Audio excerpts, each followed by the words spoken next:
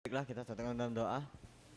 Tuhan Yesus, terima kasih pada hari ini Engkau telah menyertai kami sehingga kami bisa berkumpul bersama di ruangan ini Tuhan. Dan juga Tuhan, sebentar lagi kami akan belajar Tuhan. Biarlah Engkau buka hati dan pikiran kami agar apa yang disampaikan oleh pejusak nanti ya Tuhan bisa kami mengerti dan bisa kami pahami ya Tuhan.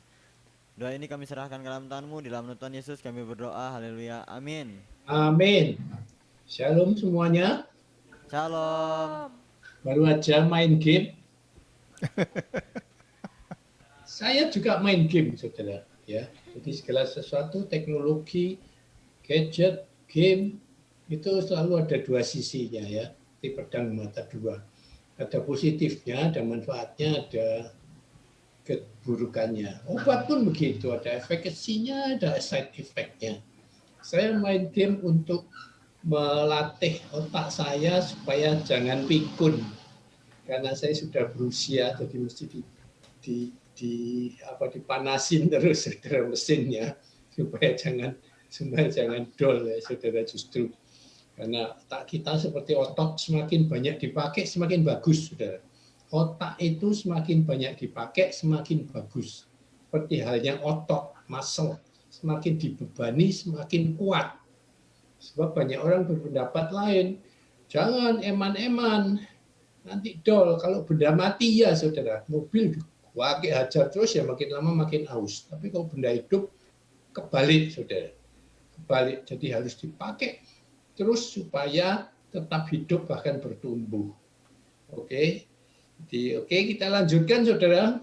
Kita sedang belajar hal yang serius dan sulit sekali. Karena itu saya minta pekerjaan rumah yang lalu Anda membaca seteliti dan sebanyak mungkin diulang-ulang dari Wahyu ya. Tempoh hari saya kasih pekerjaan rumah. Jadi kita lanjutkan aja ya. Oke.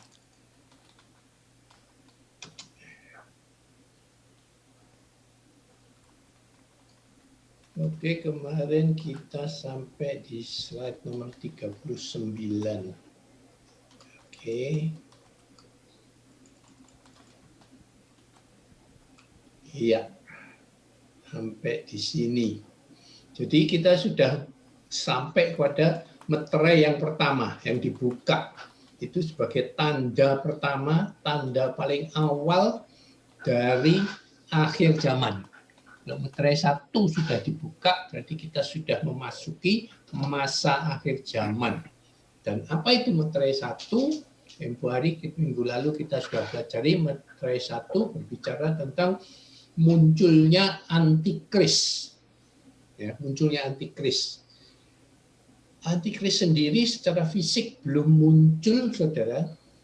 Tetapi karena dia adalah rohnya Lucifer, yang selama ini memang sudah bergentayangan di udara kita, dia adalah penguasa udara atas planet bumi ini yang Tuhan izinkan, maka setiap saat dia memang dapat masuk ke dalam manusia. Cuma nantinya dia betul-betul menjelma menjadi manusia seperti Yesus, dari roh kemudian menjelma menjadi manusia. Saya ingat peristiwa tahun 98, saudara. Ya, 98, mungkin sebagian dari saudara belum lahir atau masih kecil. Waktu itu saya baru diwisuda, saudara. Diwisuda, saya ini segalanya terlambat. Saya baru diwisuda STH itu umur 50, saudara. Umur 50 tahun. Ya, jadi setelah saya diwisuda terjadilah peristiwa Mei kerusuhan terbesar waktu itu, yaitu Mei 98, sesudah yang sebelumnya tahun 65, ini yang terbesar. Sesudah itu Tuhan berikan insight saudara pada waktu itu pada saya, macam pewahyuan. Ini adalah roh binatang yang mulai bekerja. Kenapa saudara? Karena pada waktu itu terjadi pemerkosaan massal tahun 98, khususnya dipilih orang-orang etnis Tionghoa, diperkosa rame-rame di depan umum. Saudara, sekali lagi pemerkosaan terjadi rame-rame di depan umum. Kemudian memberi Tuhan, apa yang Tuhan berikan insight, yaitu pemerkosaan itu biasanya terjadi di tempat tersembunyi, tidak mungkin terbuka. Orang nggak mau orang sedang perkosa dilihat orang kan, tersembunyi kan, itu kan kriminal dan sebagainya dan sebagainya. Tapi 98 itu terjadi di depan umum, saudara. Pemerkosaan itu dilihat mata orang banyak, mereka dapat melakukan hal itu. Dan Tuhan bilang ini hanya dapat dilakukan oleh binatang. Oke, manusia tidak bisa melakukan itu, saudara. Hanya binatang, sekali lagi binatang yang dapat melakukan itu. Binatang mengadakan hubungan seks itu tidak peduli apa-apa, tidak malu apa-apa sama sekali. Jadi kata binatang itu sangat ditekankan oleh Tuhan Yesus pada waktu itu, yang saya langsung ngerti, oh ini roh binatang dari antikris. Mereka sedang menjajaki masuk Indonesia, dan Indonesia ternyata tempat yang sangat empuk untuk dimasukin. Sangat empuk. Karena di Indonesia penyembahan berhala luar biasa, umumnya lazim sekali. Ya, hampir semua agama melakukan penyembahan berhala, termasuk sebagian dari orang Katolik dan orang Kristen bahkan. Juga banyak yang melakukan penyembahan berhala dalam berbagai bentuknya. Orang-orang seperti inilah yang sangat mudah dimasuki oleh roh binatang itu antikris. Jadi Indonesia lahan yang sangat subur untuk masuknya antikris. Dia sudah menjajakinya dan berhasil dengan mudah sekali Indonesia itu. Jadi kita tetap berdoa untuk Indonesia. Indonesia ini tempat roh jahat banyak sekali, berhala banyak sekali. Tapi itu bukan berarti sudah muncul antikris. Ya, sebab nanti antikris akan muncul ditafsirkan secara fisikal manusia. Seperti Yesus dapat kita lihat, dapat kita pegang, dapat kita bauin, dapat kita cium, dapat kita dengar suaranya. Dia manusia. Ya, tetapi yang 98 itu baru rohnya, ya, yang berterbangan di atas udara Indonesia pada saat itu. Nah, pewahyuan atau nubuatan di Wahyu tentang kuda yang pertama, kuda putih. Dan masih ingat minggu lalu kita membuka untuk materai pertama itu adalah kuda putih, penunggangnya putih, berpakaian serba putih, yang ditafsirkan sebagai antikris. Untuk mengkonfirmasi, ya, untuk mengkonfirmasi pernyataan di Wahyu tadi, saya akan mengambil ayat di Matius 24 ayat 4 dan 5, di mana pada saat itu Yesus ketika ditanya kapan tanda akhir zaman itu akan terjadi, Tuhan bilang kamu tidak usah tahu waktu, tapi waspada dan lihatlah tanda-tanda ini. Jadi Yesus kemudian menubuatkan peristiwa akhir zaman itu, urutan kejadiannya. Dia mulai menubuatkan di Matius 24 ayat 4 dan 5 yang bunyinya demikian. Yesus menjawab pertanyaan murid-muridnya, ya, sekali lagi pada waktu itu hanya Yesus dan murid-murid yang bertemu, berkumpul, lalu murid-murid bertanya. Jadi Yesus menjawab dengan nubuatan ini hanya didengar oleh para murid-muridnya, kelompok kecil sekali, tidak ada orang luar. Oke, jadi nubuatan ini bukan untuk semua orang. Pada saat itu Tuhan Yesus memberikan hanya pada murid-muridnya. Dia berkata waspadalah. Ya, nomor satu kata-katanya adalah waspadalah, supaya jangan ada orang yang menyesatkan kamu. Ini kalimat pertama Yesus menjawab tentang akhir zaman. Akhirnya saudara dan semua, saudara dan saya menunggu menjelang datangnya akhir zaman ini. Nomor satu yang kita lakukan adalah waspada, supaya jangan kita disesatkan. Karena itu penting sekali saya memberi pelajaran ini pada saudara. Juga ini perlu untuk semua orang percaya, karena kalau semua orang percaya waspada, artinya dia akan berjaga-jaga. Artinya waspada itu dia juga akan tahu kalau sesuatu ini sudah terjadi, oh ini kita sudah mulai masuk akhir zaman.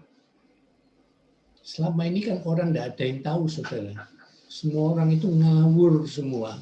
Gitu ada apa saja dikaitkan dengan akhir zaman. Oh, sudah akhir zaman, COVID-19.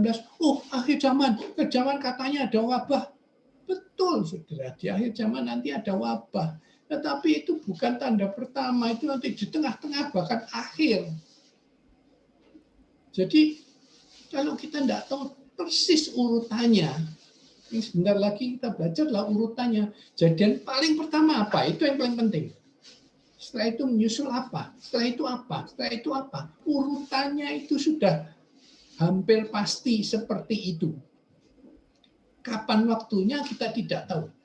Tapi kita cukup untuk waspada apabila kita tahu urutannya, dan yang paling penting apa kejadian yang paling pertama terjadi, sehingga kita dapat mengatakan oh kita sudah mulai masuk akhir zaman yang sesungguhnya.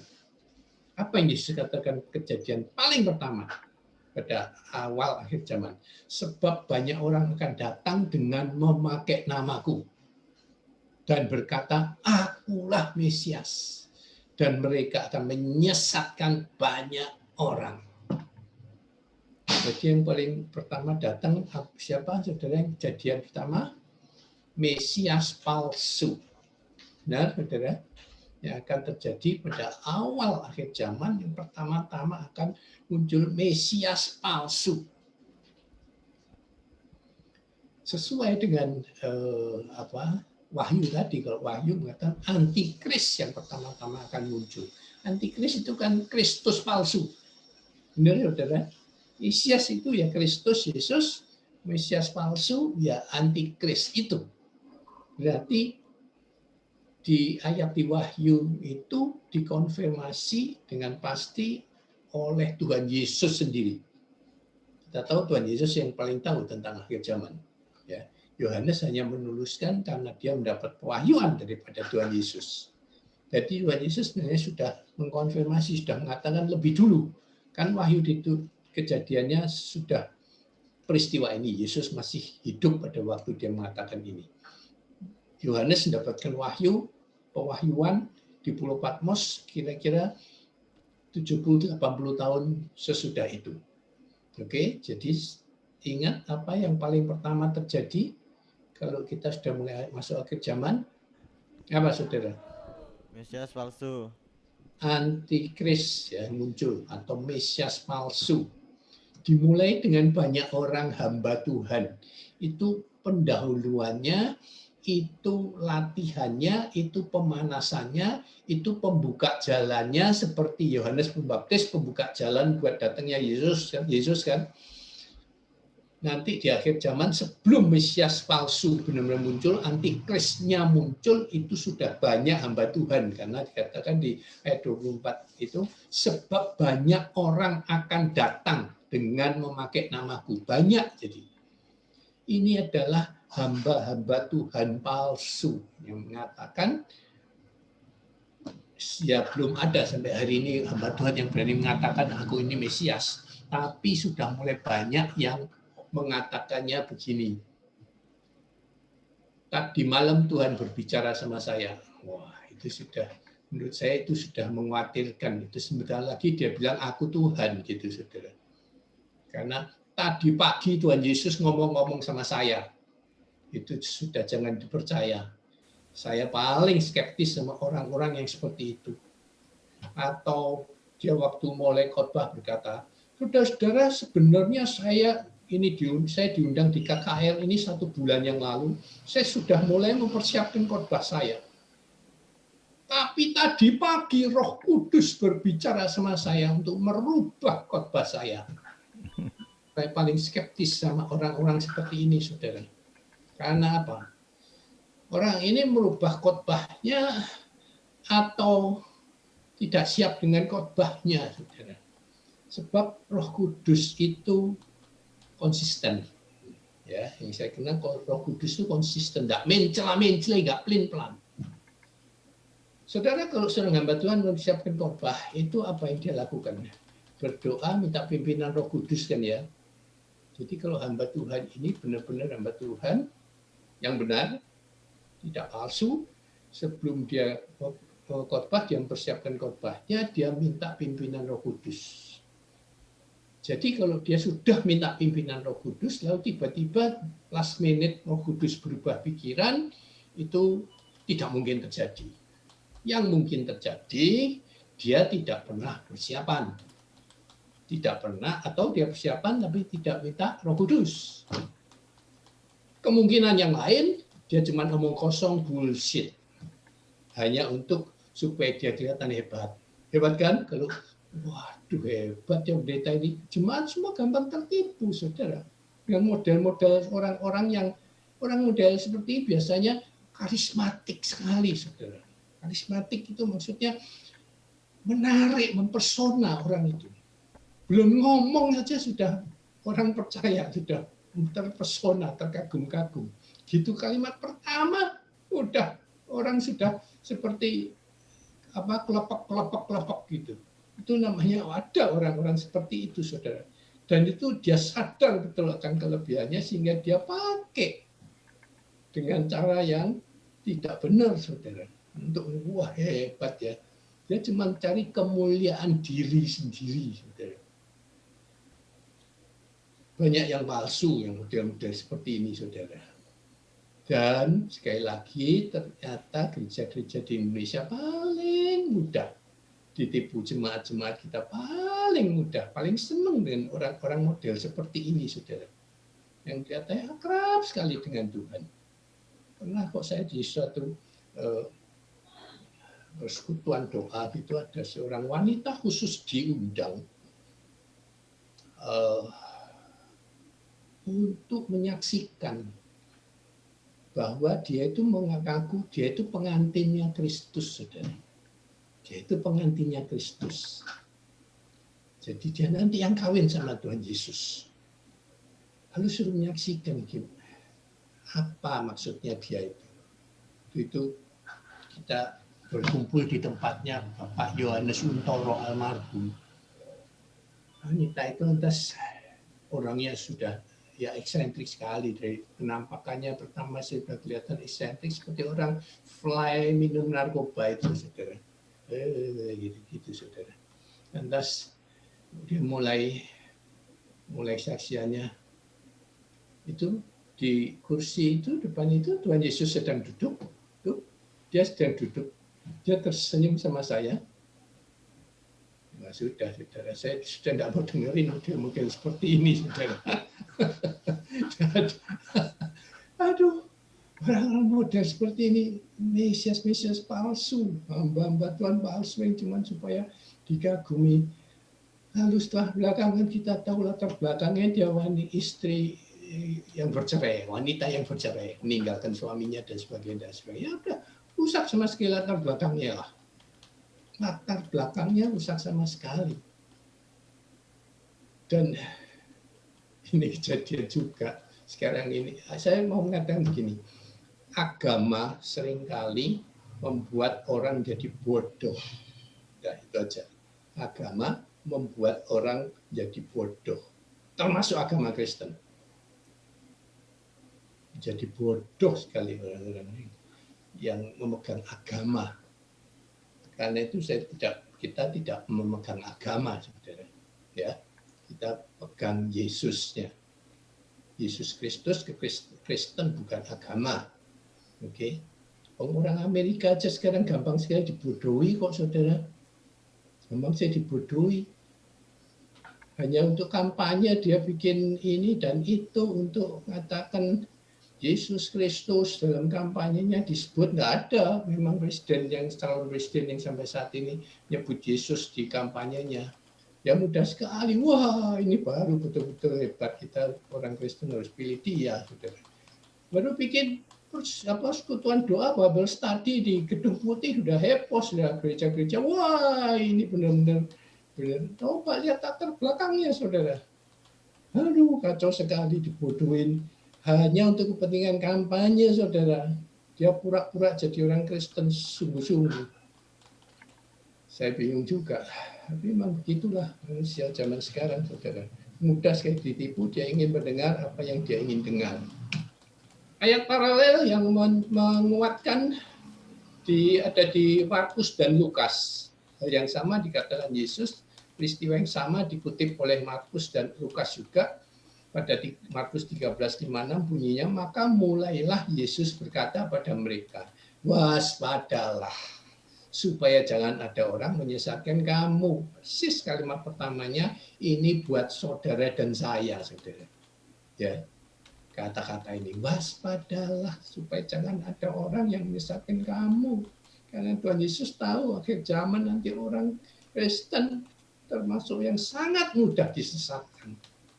Akan datang banyak orang dengan memakai namaku dan berkata akulah dia. Bagus sekali ditulis di sini, akulah dia. Dianya kecil, saudara, ya. Jadi palsu, dianya bukan besar. Dan mereka akan menyesatkan banyak orang. Jadi Tuhan Yesus sudah menubuatkan mereka akan menyesatkan banyak orang. Shall, ya, akan, itu pasti akan terjadi. Oke. Di Lukas sama bunyinya, waspadalah supaya kamu jangan disesatkan, sebab banyak orang datang dengan memakai namaku dan berkata akulah dia, dan saatnya sudah dekat. Ini agak beda sedikit. Tuhan Yesus dicatat Lukas mengatakan saatnya sudah dekat, saudara. Ya, berarti kalau ada mulai hamba-hamba Tuhan palsu itu saatnya sudah dekat, tapi belum kalau antikrisnya sendiri belum muncul. Ngaku saya ini Tuhan, saya ini Mesias. Ya. Nanti dia akan ngaku di Bait Allah Yerusalem. Bait Allah Yerusalem. Ya, di Yerusalem, di Bait Allah, dia akan memakai mimbarnya untuk berkata, sembahlah aku karena aku adalah Mesias, orang yang diurapi. Ya. Lalu dia mulai menghujat nama Allah. Dia menghinakan dan mencemarkan kesucian Bait Allah dengan sengaja. Kata-kata Yesus terakhir, janganlah kamu mengikuti mereka. Mulai dari sekarang jangan mengikuti orang-orang palsu seperti itu, saudara. Kalau sudah mulai mengikuti, mulai saudara akan terlatih nanti, begitu yang datang benar antikrisnya, saudara otomatis mengikuti. Mulai dari sekarang peka dan jangan mudah mengikuti orang-orang model seperti ini, ya, yang memberikan kesan, image bahwa dia orang suci, orang hebat. Oke, janganlah mengikuti mereka. Sebab pengikutnya banyak sekali dan Tuhan Yesus sudah mengatakan kamu akan tersesat, kita istilahnya. Karena apa, saudara? Apalagi orang-orang yang senang sign and wonders, ya saudara, senang tanda-tanda mujizat. Yang dicari itu banyak orang Kristen mencari mujizatnya, mencari tanda-tanda mujizat, mencari kesembuhannya, mencari berkat. Salah nggak, saudara? Mencari itu. Cari mujizat, cari berkat, cari kesembuhan, salah nggak? Enggak. Salah. Yang kita harus cari Tuhan Yesusnya, yang empunya mujizat, tanda heran, berkat, dan kesembuhan. Jangan tanda-tandanya, jangan mujizatnya, jangan berkatnya yang kamu cari. Kalau kamu cari berkatnya, kamu mengejar berkatnya, kamu akan jatuh pada dosa cinta akan uang. Ya. Kalau engkau mencari mujizat dan kesembuhannya, engkau akan memuja hamba Tuhan yang melakukan mujizat itu. Jadi, kesalahan orang-orang Kristen adalah mencari tanda-tandanya, bukan sumbernya.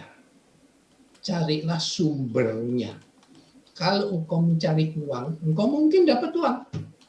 Tapi sebentar lagi, habis lagi, harus cari uang lagi. Nangis-nangis, doa minta sama Tuhan, cari uang, cari berkat. Dapat berkat, dikasih.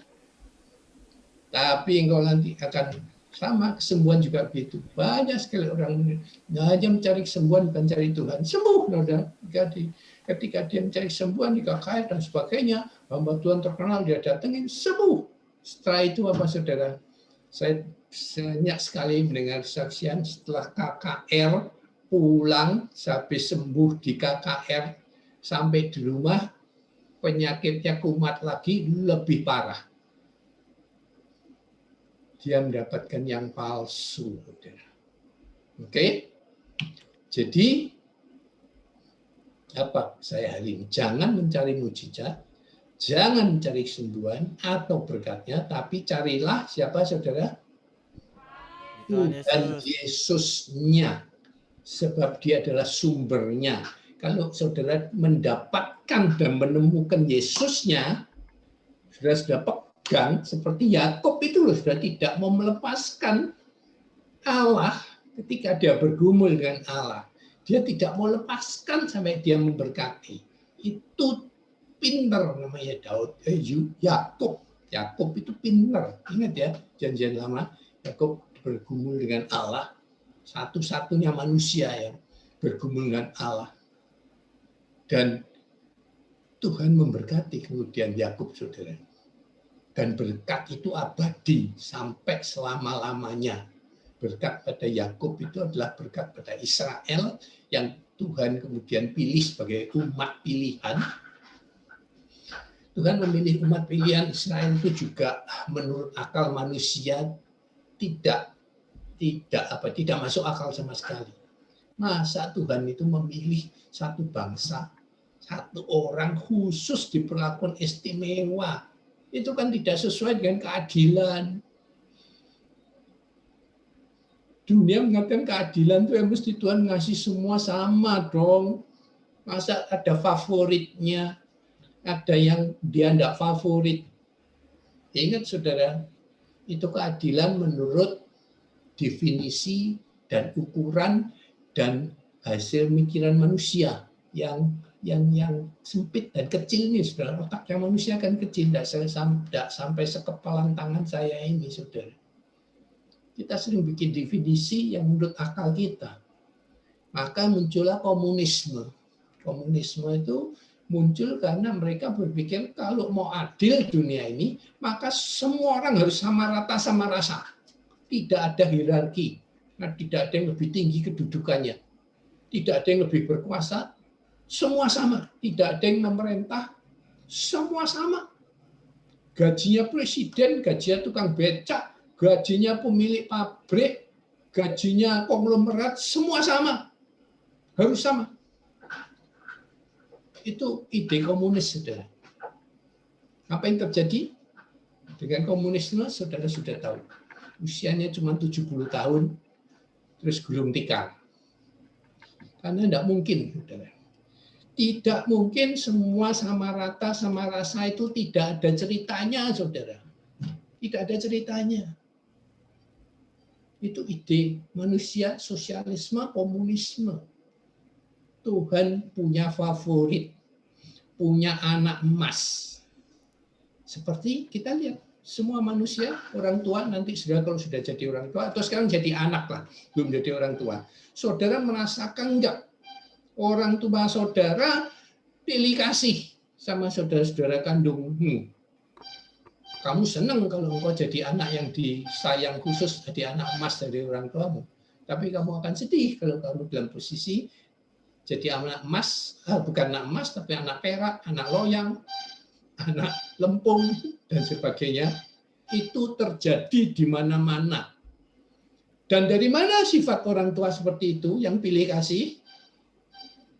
Dari mana sudah sifat itu kita dapat? Ayo. Dari Tuhan. Karena kita diciptakan serupa dan segambar. Itu sifat Allah yang saudara mau tidak mau harus terima. Ayatnya jelas sekali, saudara. Aku mengasihi Yakub, aku membenci Esau. Seperti Allah enggak itu? Rasanya seperti bukan Allah, saudara. Kalau konsep berpikir saudara masih harus sama rata sama rasa tadi. Semua orang berkatnya sendiri-sendiri, saudara. Lain. Ada yang dapat lebih banyak, ada yang dapat lebih sedikit. Itu sudah sifat Allah, saudara. Itu hak kedaulatan Allah, di mana kita harus belajar menerimanya dengan syukur. Aku ngasih Yakub, aku membenci Esau, itu kan satu pernyataan yang rasanya sangat tidak ilahi gitu ya, saudara ya. Tetapi itu yang Allah katakan, saudara. Padahal lagi-lagi kalau menurut pikiran saya manusia yang letaknya kecil sekali tadi, kalau lihat sifat-sifatnya dari Alkitab Esau dan Yakub, rasanya lebih baik Esau itu sifat-sifatnya, saudara ya. Lebih baik Esau, saudara, daripada Yakub. Yakub itu nipu sana nipu sini terus, saudara. Saya bingung juga itu. Ribka dengan Yakub itu bisa bekerja sama untuk menipu Ishak, supaya Ishak memberkati Yakub, bukan berkati Esau. Padahal Ishak maunya memberkati Esau bagi anak sulungnya. Tapi Ribka dan Yakub bekerja sama. Kita tahu ceritanya, Yakub disamarkan menjadi Esau, pakai bulu-bulu, pakai segala macam, itu tipu muslihat itu untuk meniru Esau supaya diberkati, karena Ishak pada waktu itu sudah matanya sudah lamur, lamur itu sudah tidak begitu melihat, saudara. Tidak masuk akal menurut saya, karena Yakub sudah tahu bahwa dia yang dipilih Allah secara predestinasi. Disinilah timbul pertanyaan besar pada peristiwa ini. Predestinasi itu jadi gimana? Apakah kita harus membantu Allah supaya predestinasi kita tercapai? Seperti halnya Yakub dan Ribka tadi loh. Harus seakan-akan membantu Tuhan kan? Supaya janji Tuhan tuh memberkati Yakub sebagai umat pilihan, bagi Israel itu benar-benar terjadi. Maka mereka menipu Ishak. Saya kan bingung, saudara. Kita semua bingung. Apakah kalau mereka tidak melakukan itu, nanti Yakub tidak jadi diberkati Tuhan? Ini kan predestinasi sangat membingungkan dengan peristiwa ini, saudara. Maka kita mesti harus mencontoh Ribka dan Yakub untuk selalu membantu Tuhan agar tercapai predestinasi kita. Ingat ya, predestinasi itu segala sesuatu yang Tuhan sudah takdirkan terlebih dahulu. Itu predestinasi, saudara. Aneh sekali kejadian itu. Tapi itulah yang terjadi dan masih jadi banyak perdebatan tentang hal itu. Maka kita harus membantu. Ya, di satu pihak begini, saudara. Kalau engkau dipredestinasikan menjadi seorang pengusaha sukses, apakah engkau tidak perlu bekerja keras mati-matian? Pertanyaannya. Pasti, saudara. Pasti. Apakah kalau tidak bekerja keras, engkau tidak akan mencapai predestinasinya? Apakah lebih baik engkau, sudah enak-enak leha-leha, sudah kan saya sudah dipredestinasikan oleh Tuhan jadi orang yang sukses. Udah santai saja, nanti kan sampai sendiri kemana yang Tuhan bawa. Yang mana, saudara? Ini masih terus banyak tanda-tanda tanya teologis yang menarik sekali untuk direnungkan. Ya, di satu pihak orang mau sukses harus bekerja keras, tidak mungkin tidak itu. Hukum dunia dan hukum rohani pun begitu. Ya, saudara mau menuai harus menabur yang banyak. Nabur banyak itu berarti bekerja keras. Petani tidak mungkin menuai beras kalau dia tidak menanam dan bekerja keras di sawah. Kalau dia tidak mencangkul, kalau dia tidak menanam benih padi itu ke tanah, ke sawahnya, tidak mungkin dia akan menuai. Ya kan? Ada bagian yang harus kita lakukan memang. Tapi apakah itu termasuk membantu Allah? Nah, ini tanyaannya. Kita kembali ke topik kita. Jadi jangan mencari kesembuhan berkatnya, mujizatnya, tapi carilah sumbernya, yaitu Tuhan Yesusnya. Sebab nanti antikris akan mengadakan mujizat, kesembuhan, dan berkat materi sehingga engkau akan tertipu. yang sudah biasa cari gereja, teologi kemakmuran, cari khotbah berkat, cari KKR kesembuhan, nanti saudara akan mudah sekali tertipu dan terpesona dan kagum dan mengekor antikris. Karena dia akan mendemonstrasikan itu secara luar biasa. Iblis dapat melakukan mujizat, saudara. Yang iblis tidak dapat hanya satu bedanya dengan Tuhan, yaitu dia tidak dapat mencipta. Tapi cuma memberkati saudara, menyembuhkan saudara, memberikan mujizat, itu keahlian dia. Karena dia tukang tipu, karena dia bapak pendusta. Oke, dengan tipu-tipunya dia sangat mudah menipu saudara-saudara, orang Kristen yang selalu minta yang bagus-bagus, yang enak-enak saja. Saya pernah punya tetangga, saudara, kehidupannya kacau sekali, suaminya terus tukang main perempuan, ya, istrinya mengeluh terus sampai sakit kanker, suaminya masih tidak peduli. Lalu dia orang Kristen, dia sudah ke gereja. Waktu hari dia mengeluh sama saya, bilang begini, Om, tetangga persis sebelahan rumahnya. Om, kalau kita doa itu lama sekali jawabannya ya. Tapi kalau kita ke orang pintar itu cespleng 1, 2, 3 langsung terjadi. Saya tidak dapat menjawab pertanyaan itu, saudara. Kenapa kok begitu? Saya sungguh, iya. Seperti itu ya realitanya ya. Kalau saudara berdoa sama Tuhan, itu yang benar kan pasti kita tahu. Lama sekali. Dan seringkali dijawab tidak atau dijawab tunggu, nak. Tapi kalau orang pintar, tes langsung terjadi, saudara. Apa saudara tidak gampang sekali langsung pilih yang alternatif tadi? Makanya namanya alternatif, itu satu istilah yang sangat bagus dan menarik. Terapi alternatif sekarang banyak sekali, saudara. Luar biasa iblis itu menipunya. Dan saudara dan saya sangat mudah ditipu. Sejak dari nenek moyang kita Hawa di Taman Eden, saudara. Mudah sekali kita ini ditipu. Hati-hati. Makanya Yesus mengatakan, waspadalah. Dengan kata-kata lain, kalau saya sekarang sedang khotbah, berjaga-jagalah. Berdoa dan berjaga-jagalah. Tidak ada lain pada saat-saat ini seperti masa sulit seperti ini. Makin dekat akhir zaman, belum akhir zaman ya, tapi makin dekat akhir zaman, berdoa dan berjaga-jagalah itu satu-satunya yang terbaik yang saudara dan saya dapat lakukan. Oke? Nah, sebelum tentang antikris sendiri ya, kita kan yang penting sekali lagi sudah yang penting sekali tanda pertama dari akhir zaman adalah munculnya antikris. Karena itu kita harus mengenal betul-betul siapa antikris ini sehingga nanti kalau muncul kita betul-betul dapat mengidentifikasi, oh ini dia.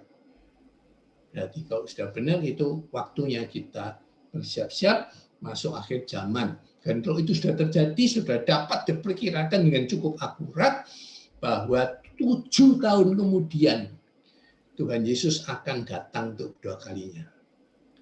Jadi Tuhan Yesus datang 2 kalinya adalah 7 tahun sejak kemunculan pertama antikris. Oke? Tapi sebelum antikris muncul kita tidak tahu, saudara, waktunya itu. Nah, untuk itu kita harus tahu bahwa antikris nanti akan muncul juga dalam bentuk trinitas. Dia juga mempunyai trinitas palsu. Di sini dikatakan the unholy trinity. Ya, trinitas yang tidak kudus. Pertanyaannya, apakah antikris sudah ada saat ini, saudara? Sekali lagi jawabnya pasti belum. Oke, trinitas palsu itu apa? Kita harus tahu. Oknum pertama itu adalah Lucifer. Dia disebut sebagai iblis atau setan, atau dalam ayat lain pakai istilah naga besar, ular tua. Ular tua maksudnya itu ular yang di Taman Eden itu, saudara. Sudah tua sekali umurnya. Itu pertama dia muncul sebagai ular yang merasa setingkat dengan Allah Bapa. Jadi dari Trinitas palsu itu, Lucifer ini Allah Bapaknya, yang menyetarakan diri, setara dengan Allah Bapa. Dan kita tahu Lucifer jatuhnya dari sorga, sampai dibuang ke bumi menjadi iblis adalah gara-gara dia menyetarakan diri dengan Allah pada saat itu. Dia merasa sudah setara dengan Allah. Sehingga oleh Allah Bapa waktu itu dia dibuang ke atas dunia ini. Sayangnya kok dibuang ke dunia ya, sampai sekarang saya bingung. Kok tidak dibuang ke Mars, ke Pluto, kemana, yang jauh-jauh gitu loh. Kenapa dibuang ke bumi dan bahkan diberi kuasa untuk sementara, untuk menguasai bumi, untuk menipu saudara dan saya. Kenapa, saudara? Alasannya apa kira-kira?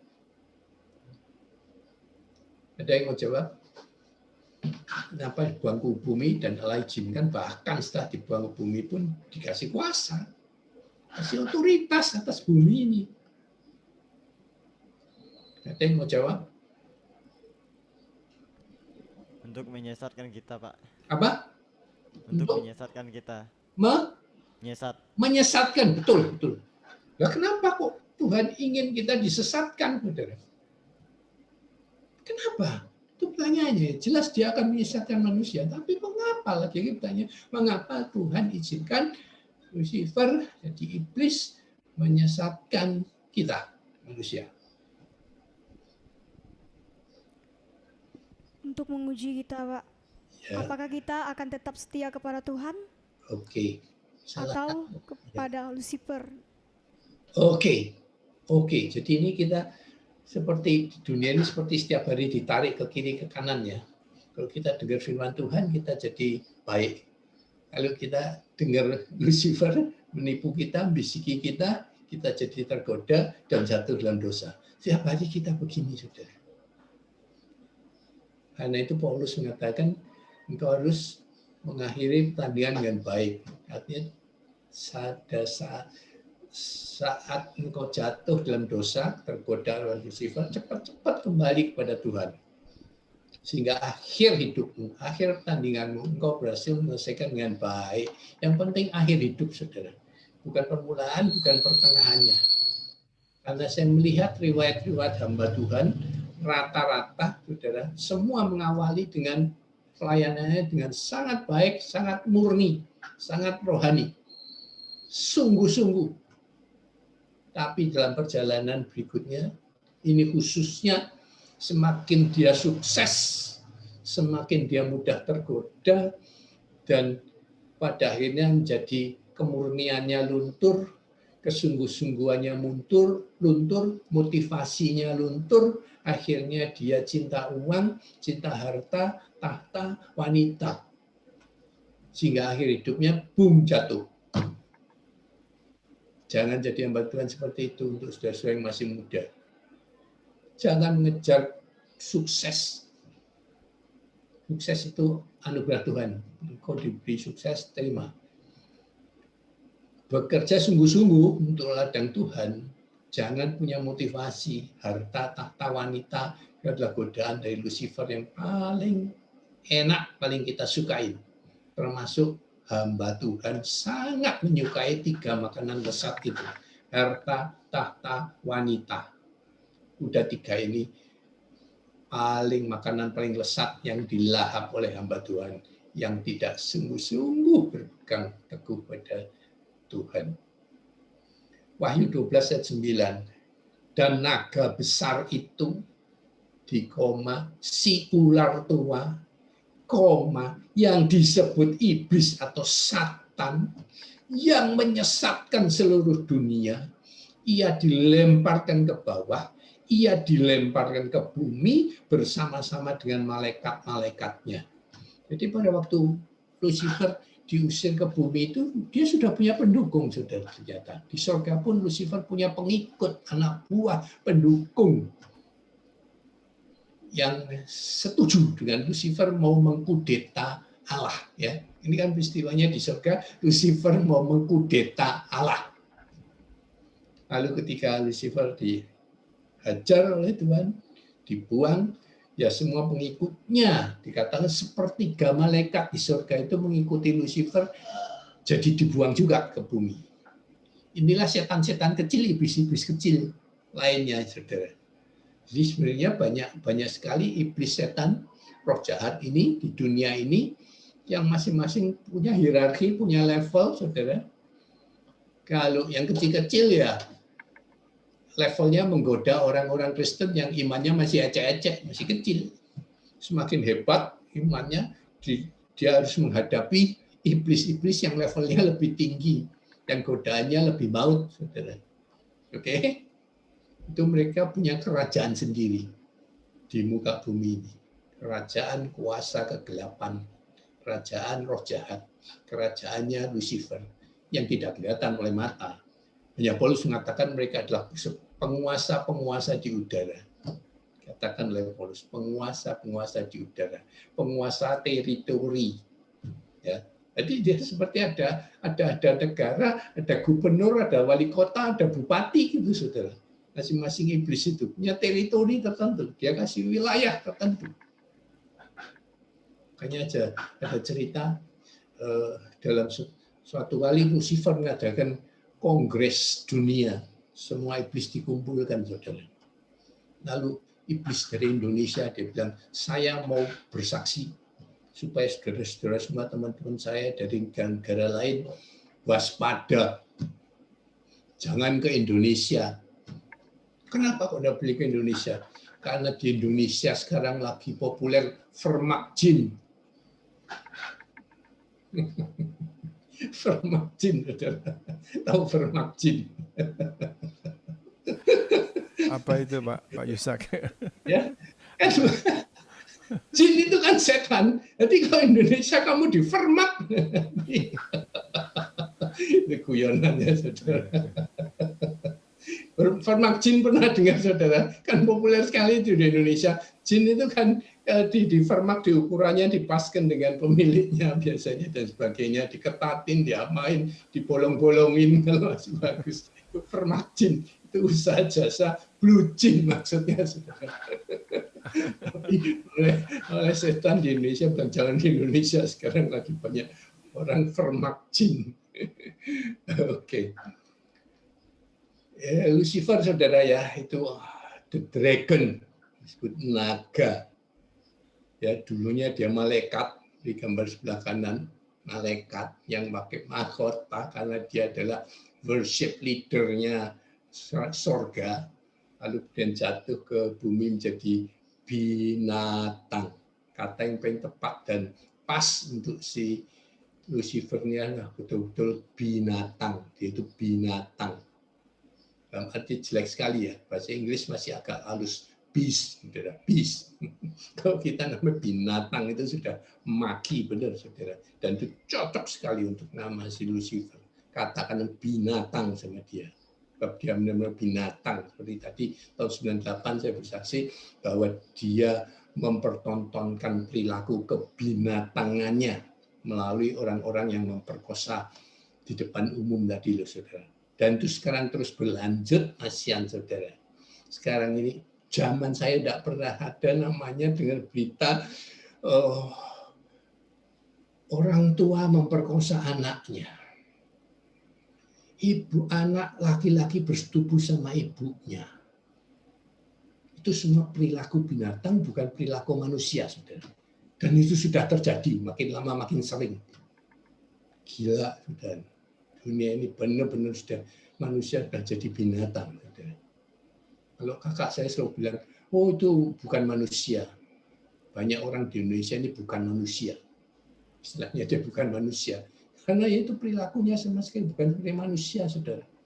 Itu orang-orang yang disuruh pakai masker aja tidak mau, saudara. Itu bukan manusia, saudara. Bukan manusia, saudara. Disuruh pakai masker, dihukum, marah-marah, saudara. Marah-marah, saudara. Ditegur marah-marah. Terus terang saya paling dulu perokok, tapi sekarang kalau ada orang perokok, saya sangat tidak tahan, saudara. Setelah saya tidak merokok. Tapi saya hampir tidak pernah berani menegur orang merokok di Indonesia, saudara.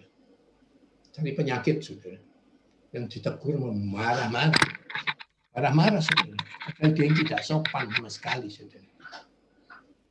Orang main handphone di pesawat yang sudah mau berangkat juga sama. Saya tidak mau negur. Marah-marah, merotot, saudara. Mau mukulin kita kalau kita tegur, saudara. Itu bukan manusia, saudara. Manusia tidak seperti itu, saudara. Banyak sekali sudah bukan manusia. Oknum kedua antikris. Semua disebut binatang, saudara. Semua binatang. Antikris juga disebut binatang. Dia menempatkan dirinya setara dengan Kristus. Kristus kan juga oknum kedua. Bapa, Anak, Roh Kudus. Kalau ini Lucifer, antikris yang jadi Yesusnya. Dan dia akan meniru sebanyak mungkin apa yang Yesus lakukan. Jadi ini spekulasi saya, saudara. Tidak ada di Alkitab, tidak ada di nubuatan manapun. Tapi berdasarkan konsep ini, kita tahu dia akan menipu kita. Dia akan meniru semirip mungkin dengan Yesus. Maka banyak orang berspekulasi, sama dengan saya, bahwa nanti Antikris muncul sebagai seorang pria dewasa umur 30 tahun. Dia baru muncul. Munculnya semacam itu, saudara. 30 tahun. Kenapa? Karena dia niru Yesus. Lagi-lagi dia meniru Yesus muncul umur 30 tahun. Lalu dia, kalau di Wahyu ini, dia naik kuda putih yang gagah perkasa. Dia sebenarnya juga mau niru Yesus ketika masuk Yerusalem. Yesus naik keledai. Dia tidak tega mau niru naik keledai karena kesombongannya, saudara. Dia naik kuda yang gagah perkasa. Wah, dia naik keledai, dia malu sekali, saudara, pasti. Tapi Yesus tenang sekali naik keledai karena dia Yesus asli Kristus yang sangat rendah hati. Sekalipun dia adalah Allah itu sendiri. Tapi Lucifer tidak bisa berakting seperti itu, saudara. Itu yang dia paling tidak bisa. Rendah hati adalah yang Lucifer tidak mungkin bisa lakukan. Dia tetap sombong, saudara. Meninggikan diri. Setelahnya dia nanti kalau jadi muncul ya, satu lagi spekulasi, dia akan kepalanya mendongak terus. Tidak akan pernah menunduk ini, saudara. Mendongak terus. Gaya orang yang sombong, saudara. Itu ciri-cirinya menurut spekulasi saya. Tidak ada di Alkitab. Ini gambarannya Antikris, the beast, saudara. Di Alkitab, di Wahyu dikatakan, dideskripsikan, kemudian oleh pelukis, artis, diwujudkan dalam gambar seperti ini. Menurut imajinasi dia, apa yang dikatakan dalam deskripsinya di Alkitab. Mungkin akan mirip seperti ini, saudara. Ya. Sama dengan gambar Yesus, ya saudara. Gambar Yesus, mukanya Yesus ada seperti yang di gambar-gambar kita kenal itu juga hasil imajinasi para artis, ya saudara. Apakah rupanya memang seperti itu? Tidak ada yang tahu tentu. Siapa yang bisa tahu, saudara? Kok waktu itu belum ada foto, ya? Belum ada kamera, ya. Seperti juga gambaran The Last Supper itu juga katanya itu hasil foto. Hasil foto dari si A, siapa yang berhasil mengabadikan perjamuan terakhir itu seperti itu. Itu sekali lagi imajinasi juga dari manusia. Tapi harap-harap itu mendekati saudara kenyataannya. Siapa tahu. Ya. Oke, sampai di sini waktu saya sudah habis, Pak David. Saya kembalikan kepada Anda. Ya, terima kasih Pak Yusak. Terima kasih kesetiaannya mengajar adik-adik semua, mengajarkan kita.